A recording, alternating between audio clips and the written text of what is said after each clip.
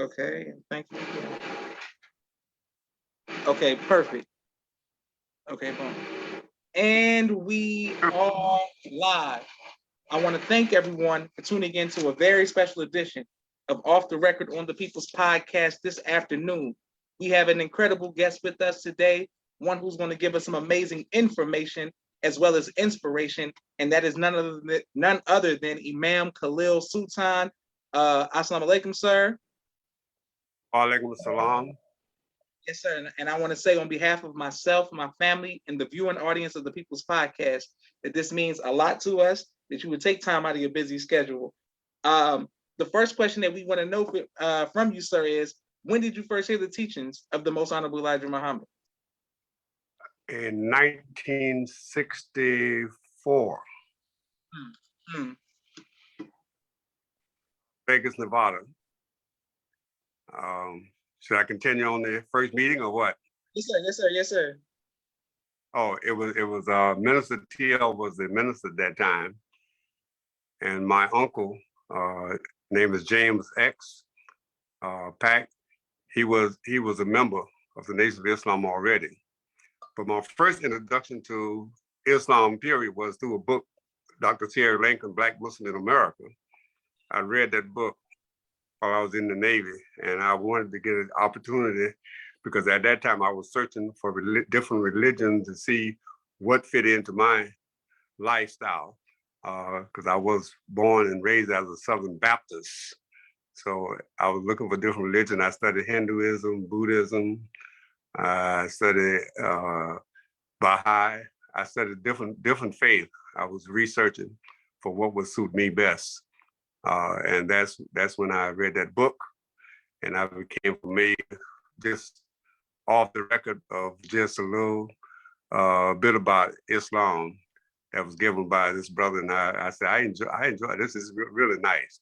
So when my uncle invited me to go to the temple with him, I never forget. I was just finished eating halfway eating a lunch meat sandwich. I just love my lunch meat, that hog. And he started teaching about the pig, the dog, cat, and rat. And I ended up throwing my sandwich in the trash can. And that was the last time I had a piece of pork, because it made so much sense to me. And as a man, this is dangerous and poison. I don't want none of this in my body. So he invited me to go to the temple with him. And I had never met a Muslim before in my life till I met him. I saw him. He had converted to Islam. He was still in high school. As a matter of fact, he's a year younger than me, so he was still in high school. So he invited me to go to the temple with him. So I went with him in Las Vegas, Nevada. It was set up inside the minister's house. He converted his living room into a temple. During the days for have temple, other times used for for his home life, his home and whatnot. So he invited me to come and listen at the teaching. So I went and I sat up on the front row, and I remember the minister started teaching, and he started teaching. He said that Hon Elijah Muhammad was a messenger, and that he'd invited us to join him, and he would offer us money, good homes, and friendships in all walks of life. I said, man, that sounds real good to me. And he says he also offers freedom, justice, and equality. And I said, that is really good for me. So that's when I decided that moment that I had found what I wanted for. Oh, and then really the main thing got me too. And he said the white man was the devil. That really, I said, this is the icing on the cake. So I was listening at the minister, had him teaching, and I was hoping to hurry up and shut up so I could find out how I could join, because he's talked about 3 hours, and I'm just listening. I said, when is this brother gonna shut up, man? So I could find out how to get. I was anxious, brother. So when he got finished and they passed the basket, I knew I was a convert then because I took every penny out of my pocket. I searched all my pocket, everything I had, I put it in the basket. And I had never done that before in my life as a Christian. So I said, man, something came over me. So I was ready. So I followed the secretary into the office of his kitchen, which was the office at that time. And he asked me a couple of questions. And he said, what kind of work you do? I said, I'm in the Navy.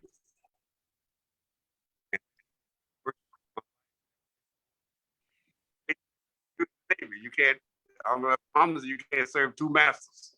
So I said, oh man, this don't make no sense to me. So that was my first. So I couldn't, hold on 1 second. Yes, sir. Yes, sir. Yes. Are you there? Yes, sir. I'm right here. And but I could not, he would not give me the letter to fill out to get my X. So first, now you want me to continue, or you want to ask some question between it? Want to continue? Oh yes. Oh yes, sir. Continue, please. So since they would not give me the letter, I said, well, I am going to join the Nation of Islam no matter what it takes. So that next week, I was scheduled to go back to my base, which is in San Diego. So I got on the bus that week. After the Sunday meeting, I went to that was on the way back to San Diego.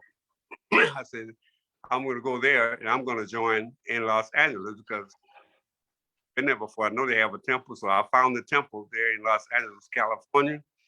And they set me on the front row, as they always guess getting to sit on the front row. Finished teaching and going as long as the other brother did. I hope you heard him so I can go back and join. And so the same thing, I got up. Did anybody believe and want to accept? I followed the secretary. And they did office. It was a nice big temple, a lot of Muslims. And I went to the back, and the secretary said, brother, he asked me some of the same questions. What kind of work you do? Well, I'm in finance because I was a finance officer in the Navy. I handled all the cash that came through the ship. So I was in finance. But then he asked a trick question. I call it a trick question. To me, it was a trick question because he caught me.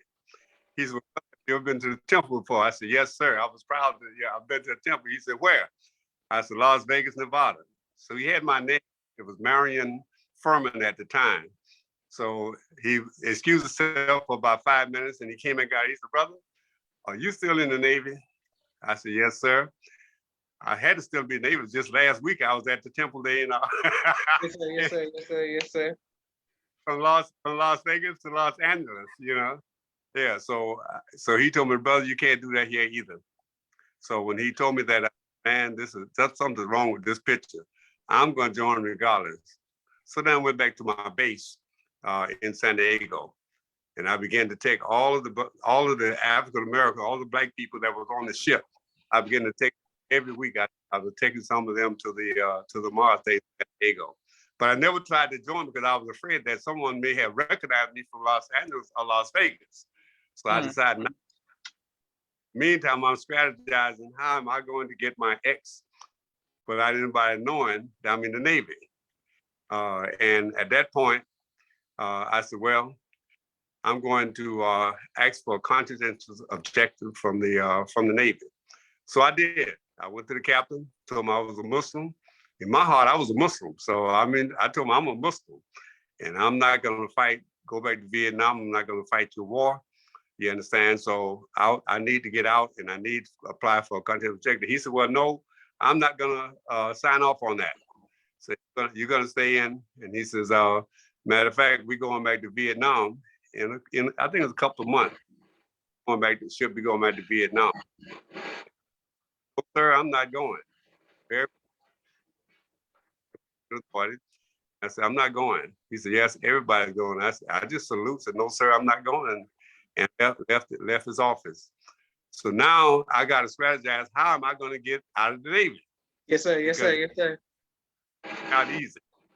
So then I went, I said, off on a certain, and I said, well, I'm going to go to New York. At the time, I'd had a few months to plan everything.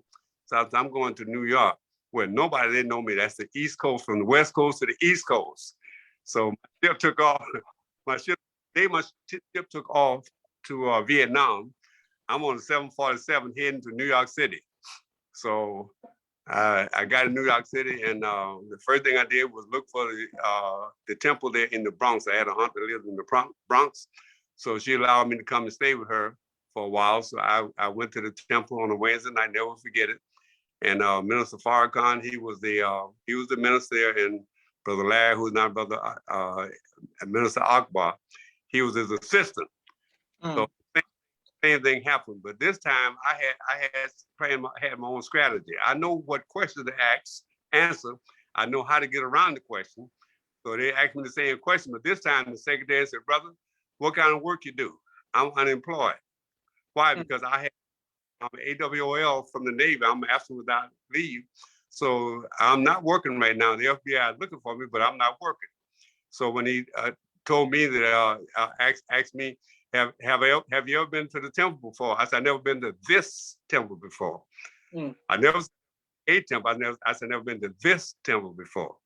So I wrote it, got my X the very first time. So that's my beginning. All praises due to Allah. Beautiful. Yes, sir. Yes, sir. And thank everybody who's on Facebook. And I can't wait to put this on YouTube. Thank everyone who likes, shares, and subscribes to the People's Podcast. My next question, sir, how did your family and friends feel about you accepting the teachings? Not very exciting. Not very exciting. Only my uncle, me and my uncle, so we were sort of, only one that ever joined the Nation of Islam for my immediate, blood family. So, but I got along real well with them because I never tried to force anything on them. I did at one time got my sister to go to the temple with in Columbia, South Carolina. And I did get my stepfather, who was still living at the time, to go to me to the temple once or twice. You understand? But that was the gist of that. So it was very, very. It wasn't tough because I never browbeat them into making them accept Islam or accept anything that I was teaching or whatever.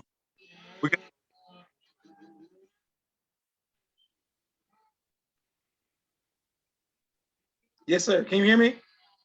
Now I can. Yes. Okay, great. Okay, praise be to Allah. All right. My next question was, what was it like seeing? We'll start with the Most Hon Elijah Muhammad.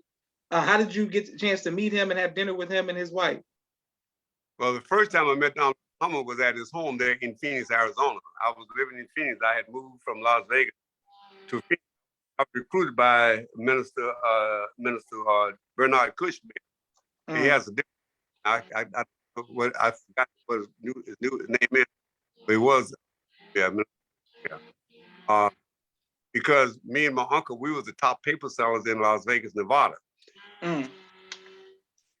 Up to in Phoenix because the Honorable Muhammad home was there, and he didn't want the Phoenix to be looking bad and not being on top of the paper drive. So he invited us to come. So we went there. The first 5 years of my life as a Muslim, I sold Muhammad Speaks for 5 years as a living, for a living. That was the only 7 days a week was Muhammad Speaks. I don't know how many thousands I sold a week, but I sold every day from sun up to sundown. And at first we sold when I first started selling Muhammad Speaks in Las Vegas, we would go on paper push sometime at midnight in Las Vegas because the script was always full of people. So we've left the temple going on a paper push 12 o'clock at night, selling Muhammad Speaks. So we up and down the script at 12 o'clock at night. Muhammad Speaks.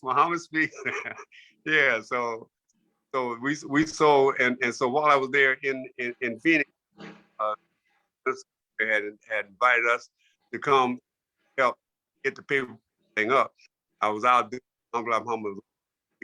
We went over to help take care of his house there in Phoenix by cutting the lawn for. We had land. So the housekeeper, minister at that time, Captain Abdul Allah, he was the housekeeper there in Phoenix. So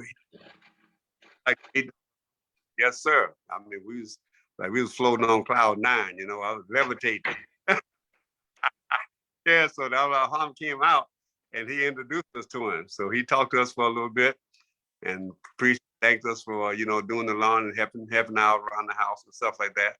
And then he offered us some tech because we were doing it out of charity, but we loved him so much and respected what he was doing and how he had taught us and got us out of the hellhole that we were in as African Americans in this country.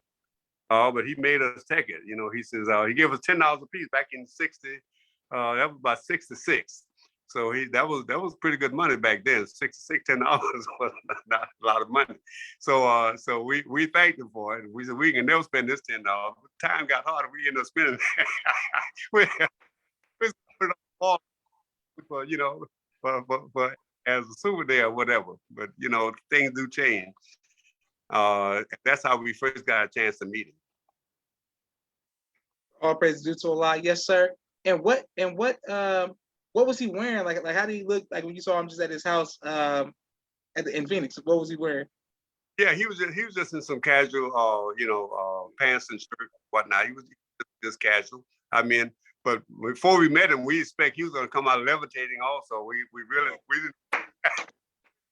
what to expect, because but it was such a blessing and honor to meet him at that time.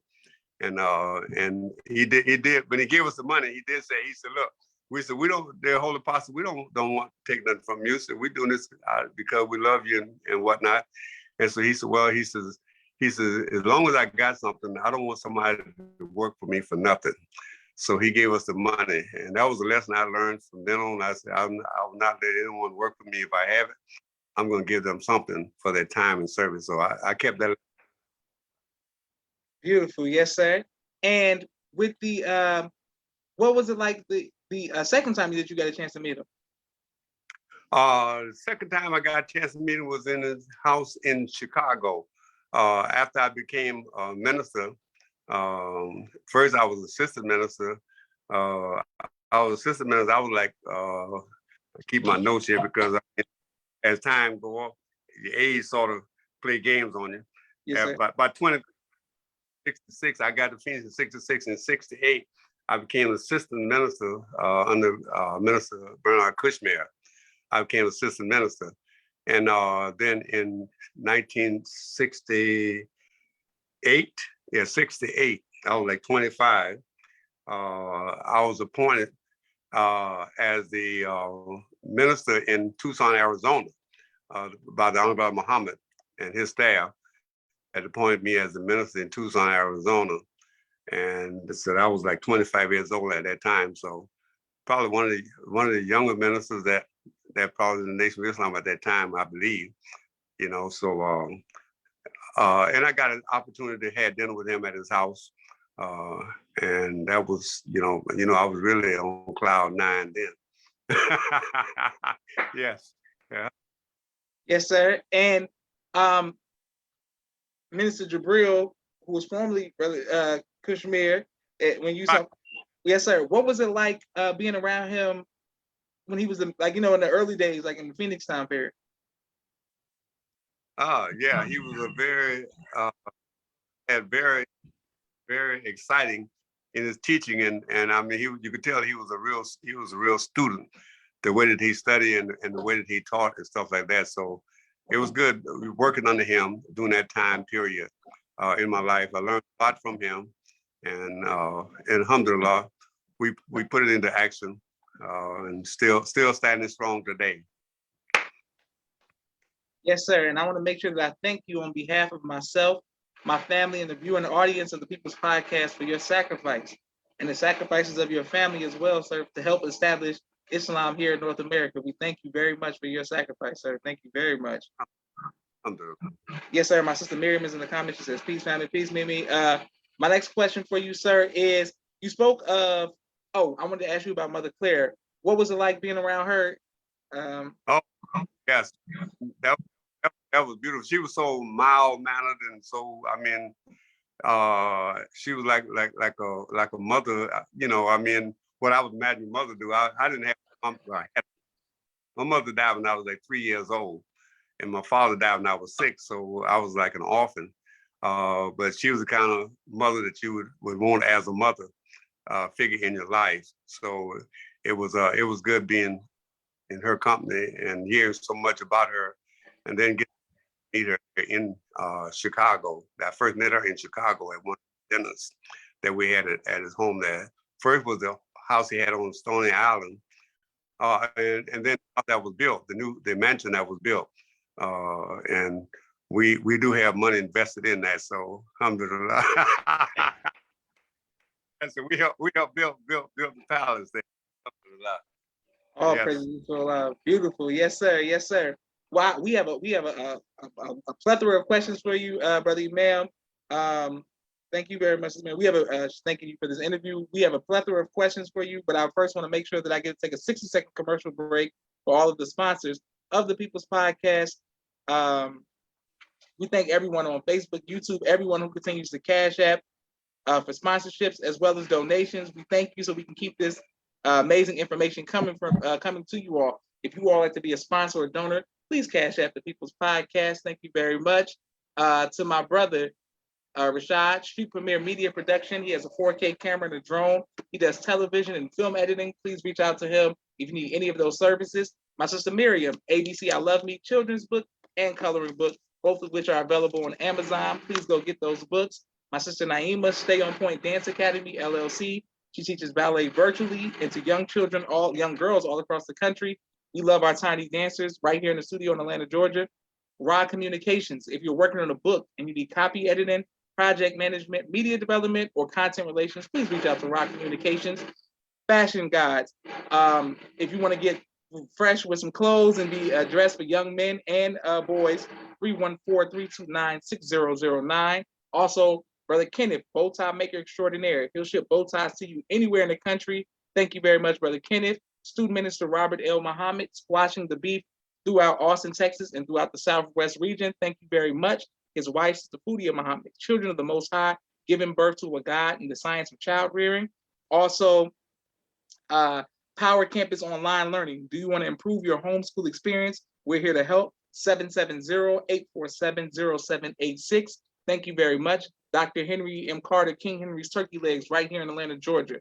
Brother Rashad Muhammad, COVID-19 Disinfecting Cleaning Services out of Chicago. And my father's book, A Soldier in the Movement of Christ, AbdulSharif.com. And last but not least, my two books, Cleopatra, which is a children's book, and No Father, No Excuse, both of which are available on Amazon. Thank you again for every like, share, subscription, and Cash App. Thank you all very much.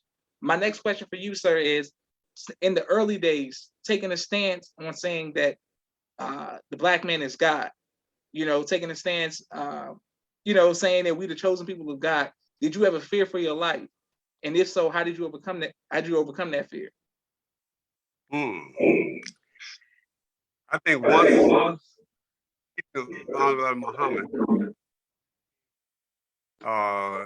almost like invented.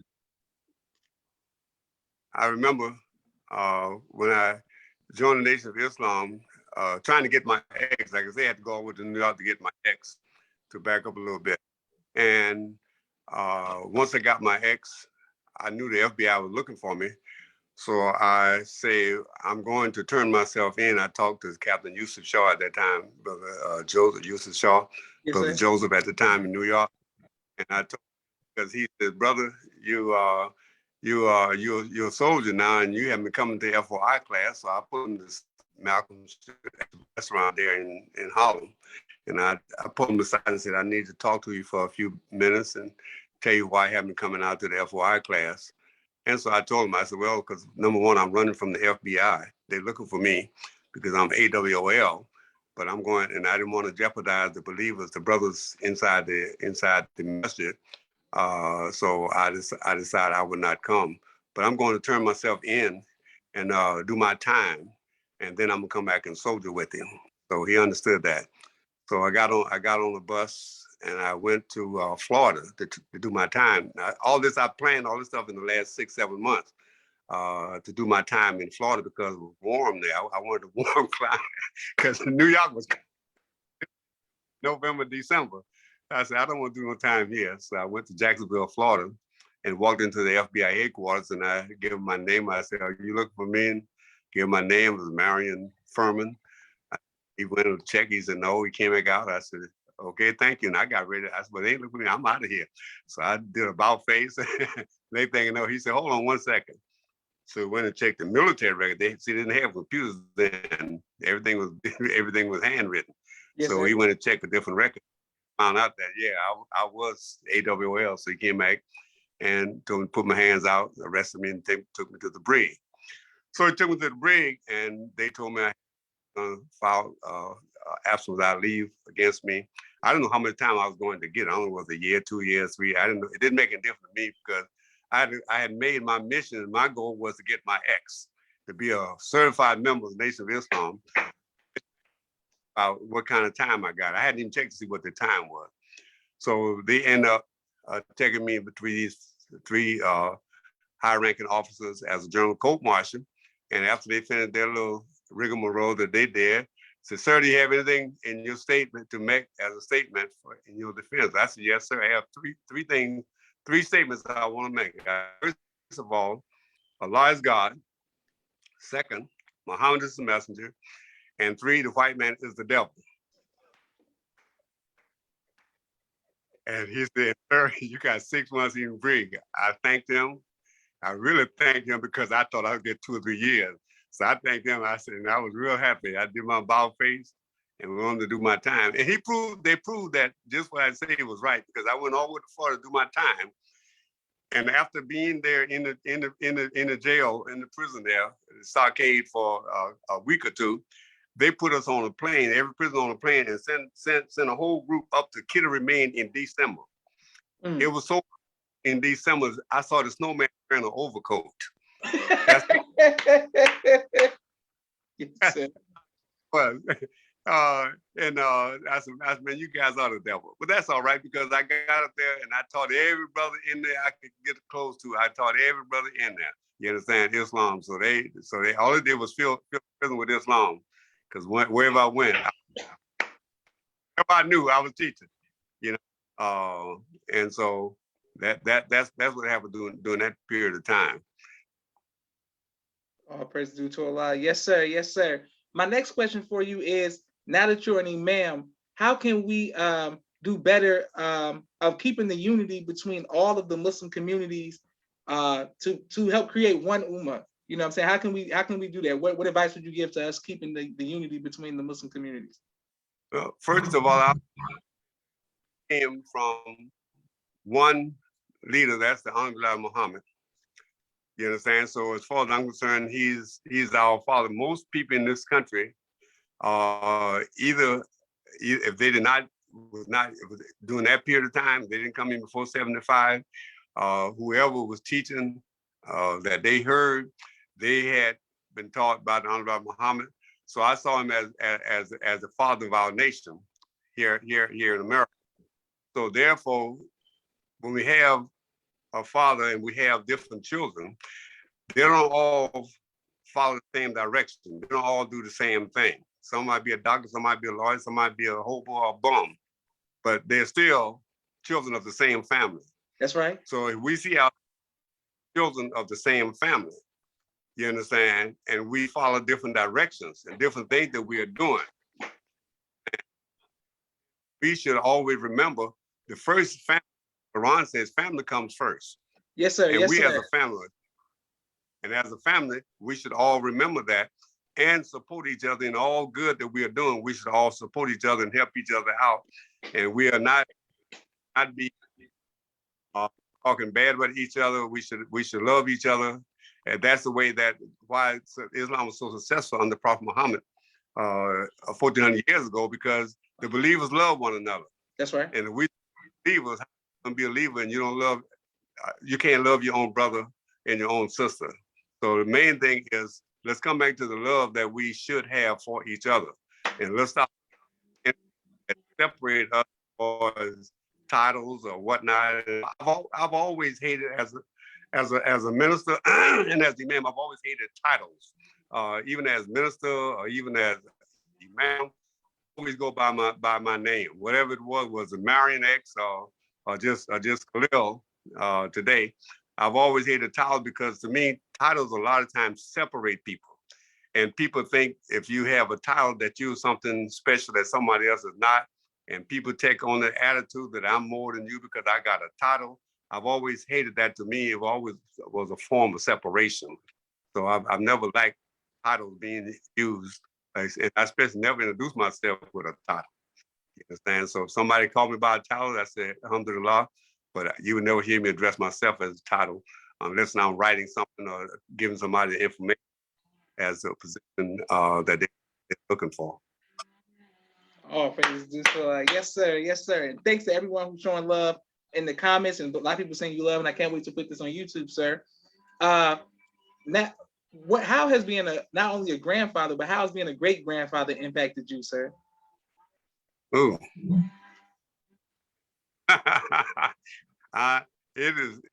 Oh man. It's a blessing because you're able to share and do things, and you've grown so much during that period of time. You understand? You've grown so much during that period of time, and that was one of the things that I always look forward to, is being able to impact my children and kids and great with some of the wisdom that over the last 7 years. So I'm 77. I'll be 77 next month. So I you know, and can I go back a little bit and tell you a little bit about some of the stuff in the Nation of Islam that we did? Absolutely. Do we have time for that? Yes, sir. Of course. Oh, okay. One of the things I remember do when I became a minister there in Tucson, the Arizona State Prison, which is the big prison in Arizona, I was the first minister to set up Islam inside the prison system. So Islam system in Arizona, I was the first one to establish that inside the prison system. Yes, sir. Yes, and sir. we work so much in the prison system. There's some minimum security prisons and whatnot in Arizona. There was one there. I can't remember the name of the city right now. It'll maybe come back to me. But we had built such a good relationship with the believers in there, and believers became so strong and so respectful and whatnot to the authorities. The authorities allowed me to go up and pick up 2 carloads and take them out of prison for the whole weekend once a month. Have you ever heard of that before? No, sir. No, sir. Never heard of that. We would take them out for the whole weekend. Allow them. They'd come out, help us sell my speaks, do other stuff, community of fishing and stuff like that. And we also allow them to invite their families to come from other parts of the country, because they were most of them were from other states. You understand? And they would have their family come in on the weekend, and they would be able to spend weekend with their families for that period of time. It did a long time. And the only reason it stopped is because the Christians threatened to sue the administration for allowing the Muslims to have privileges that they didn't have. And so they all get sued. Okay, so that's the only time that's when that happened. I also want to talk a bit too about the Muhammad Speaks and how the Nation of Islam grew so fast because of the words we were getting out of the Hon Elijah Muhammad. I remember one time we was in a little city called Buckeye, Arizona. If you're it's not too far from Phoenix. Okay. We was out selling Muhammad Speaks, and I went to this house. It was in a black neighborhood, and we thought everybody was black, but it happened to be a Caucasian lady was married to a black guy. So I went to the door and knocked on the door and said, "Your mother, father home?" She says, "Yes." She said, "Mama," and he's a little black kid. "There's a nigga at the door." Came to the door with this white woman. Nigga, we were niggas, but he was a little nigga. At the door, so I came to the door, and she said, "Didn't I tell you niggas never to come back to my house again with that scrap?" And I said, "Thank you, ma'am. I'm sorry to bother you," and turned around and walk away. I got about halfway over from her yard, down from her house, out of the yard, and I heard a gun go off. Bam! She had shot at me. She tried to kill me. The bullet came so close to my head until after a couple of days. That's how close it came to me. You understand? So selling Muhammad Speaks was not always that easy. And so we was on a paper push. So we continued to sell the paper. We didn't even stop to go to the police station or anything at that time until the paper push was over. We finished the neighborhood. Then we went to the police station. And when we got to the police station, I filled out a report that this woman tried to, attempted murder, tried to kill me. So they took the information, they marked it down, and a couple of days later, the DA, they called me and said, we set a trial for such and such a date, but we dropped it down to a misdemeanor. So I didn't go in because I know it was, they dropped it down, somebody trying to kill me, and they dropped some down to misdemeanor. But back in those days, this in the 60s, they followed the man because she didn't kill me. You understand? So that's probably what their problem was. Yeah.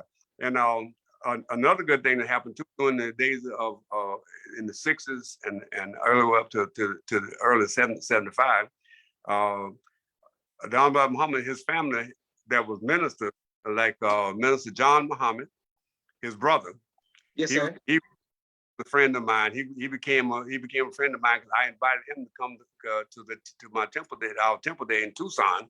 So he came as a guest. So he ate dinner at my house. Him and his family ate dinner at my house. And then also Nathaniel Muhammad, his son that was in Kansas at the time. He was my guest also. So he ate dinner at my him and brought some of the believers from Kansas with him during those days. And also another good friend of mine, Wali Muhammad, he was the minister, I think it was Akron, Ohio. I think it was Akron. He'd married to Honorable Muhammad's, to Honorable Elijah Muhammad, Honorable Minister Farrakhan, his daughter. I think he had married one of his daughters back in. So he was also a guest of mine, and he had dinner at my house, and we became good friends. And he would come to Tucson every year. I would invite him here to come to Tucson as a guest speaker. And we also had people like Joe Tex or whatnot come to our house. But we thought we didn't know that we thought that everyone else was inviting the Honorable Muhammad family to come and visit because we were a smaller city. But we started the whole thing. All of them told me that they never been invited by anyone, any other temple to come speak at their temple. But once we started, then everybody started inviting because we had 200 or 300 people that would show up for a meeting. You understand? So then everybody started inviting them. So we found out later we were the one who started the whole thing. So alhamdulillah. So we had some innovation in a lot of things that we did. It helps the believers and help it happen to grow. All praises due to Allah. Yes, sir. And I can't thank you enough again, sir, for your sacrifice. We are truly inspired by that. My sister Naima says, all praises due to Allah. My sister Miriam says, oh Allah, about the murder attempt. And Brother Elijah Farrakhan says he loves you all and happy Saviors. Happy Saviors to you too, Brother Elijah. Yes, sir. Okay, what's interesting is I just interviewed Minister John's son and daughter about 4 days ago. All right, alhamdulillah. Make sure you give them we love this father, their father. All praise due to Allah. Beautiful, and thank you for this great history. My next question for you, sir, is what type of music do you listen to? Oh, jazz. Mostly jazz. I love jazz. I love some R&B too. I love Aretha Franklin and some of the old school. Yes, sir. Yes, it's all good. I was a musician as a kid. I played all the percussion instruments in high school. As a matter of fact, I'd gotten a scholarship to go to study music in Nevada after I graduated from high school there. And I didn't take the scholarship because it was to an all-white college way up in Nevada, and there were none of them were white kids, and I wasn't up there with white kids. They had right there in Las Vegas, so I wasn't taking that chance and going up to some secluded area and find me I just didn't trust anything about them at that time. Yes, sir. I understand. Okay, I have 2 more questions for you, Brother Imam. Will you ever write a book on your personal life? I'm about maybe halfway through it already. I people that told me about it, have encouraged me to write that. So I'm about halfway through it right now. So inshallah, sometime within before the year is over, we should have it completed. All praise due to Allah. Beautiful. And once it's complete, can you please give us the honor of getting the exclusive to come back and let us know so we can help push your book and get the word out of your great history, sir. My last question for you, sir, is what would you like your legacy to be? First of all, that I was a good follower and that I've always been a believer from the first time I heard Islam taught. and that I spent my age of 19 when I first became Muslim, all the way up to 77 Oh, as a Muslim, yes, sir. Yes, sir. and never strayed, never left the community. Was always a believer, always fighting for the cause, always charitable, always treat everyone with human dignity. You know, Muslim, uh, and always working with children, always love working, giving the children. I taught a lot in the schools there in Arizona. Lived there for 50 years, and when I developed a program in the schools to teach Islam, but schools I call it Youth Empowerment Program. I taught what I call Youth Empowerment Program in the elementary, the junior high, and the high school. And I also taught El Islam on religious classes on all of the colleges there in the Arizona area. I taught this by you, college, Scottsdale Community College, Glendale Community College. I taught Islam in all there. In Mesa Community College, I taught in there every year for like 10 years. Every semester they had what's called a world religious class, and I was a guest speaker. I made friends with this lady. She was a teacher of the world religious class, and she invited me every semester to teach every student that she had in 10 years. I was a guest minister, imam, to come and teach Islam in the school, and then I taught in the and I taught in the major college, ASU, and all of the colleges and whatnot I worked in. I also taught in some of the churches.